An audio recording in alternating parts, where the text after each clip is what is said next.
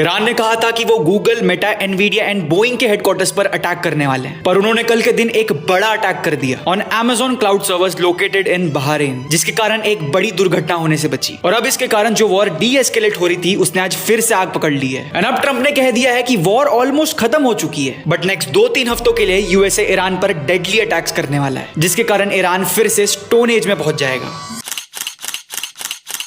Trump जो अब तक स्ट्रेट ऑफ हॉर्मोज को खोलने की बात कर रहे थे, वो अब कह रहे हैं कि हमें हॉर्मोज से कुछ लेना देना नहीं है। अगर आपको ऑयल चाहिए तो आप हमसे खरीद लो, या तो खुद जाकर अपने शिप्स को डिफेंड करो। एंड कल की सबसे शॉकिंग खबर तो ये रही कि ईरान के प्रेसिडेंट ने यूएस सिटीजंस के लिए एक लेटर लिखा, बट इसमें कोई धमकी नहीं थी, इसमें था एक नेक्स्ट लेवल इमोशनल मैनिपुलेशन जो यूएसए में जनता को भड़काने की ताकत रखता है। 4 पेज के इस लेटर में सबसे पहले तो ईरान ने कहा कि हम आप लोगों के लिए कोई थ्रेट नहीं है, फिर भी आपके लीडर्स हम पे इसराइल के प्रेशर में अटैक कर रहे हैं। एंड फिर एंड में ये भी कह दिया कि आप खुद सोचो इस वॉर से फायदा हो किसका रहा है। फिलहाल इस लेटर का तो रिप्लाई ट्रंप ने नहीं दिया, वो अभी बिजी है फ्रांस के प्रेसिडेंट की पर्सनल लाइफ डिस्कस करने में। एंड वो तो अब नेटो को छोड़ने की धमकी दे रहे हैं, क्योंकि यूरोप के देश यूएसए को अपना एयरबेस यूज ही नहीं करने दे रहे हैं, जिस पर गुस्सा होकर ट्रंप ने कह दिया नेटो सिर्फ पेपर पर एग्जिस्ट करता है। मानो ना मानो, पर इन सब के बीच यूएसए की ग्लोबल इमेज एंड होल्ड कमजोर हो रही है, एंड हर तरफ से सिर्फ फायदा हो रहा है रशिया का, जिसके कारण अब लोग कहने लग गए हैं कि ट्रंप सच में रशिया का एजेंट है। अब इस बात में कितनी सच्चाई है इसकी गारंटी तो हम नहीं दे सकते, पर एक बात की गारंटी दे सकते हैं, और वो ये है कि देश और दुनिया में जो भी होगा वो आपको सबसे पहले पता चलेगा on India in last 24 hours via breaking news post. फिर हर शाम 6 से 7 के बीच एक वीडियो अपलोड होगी जिसमें दिन की इंपॉर्टेंट खबरों को कवर किया जाएगा। फिर हर रात एक ऐसा डिटेल्ड वीडियो आएगा जिसमें वॉर से रिलेटेड सब कुछ कवर होगा। इसीलिए मैं बार बार कह रहा हूं, ज्यादा सोचो मत, फॉलो कर दो इंडिया इन लास्ट 24 आवर्स को अभी के अभी।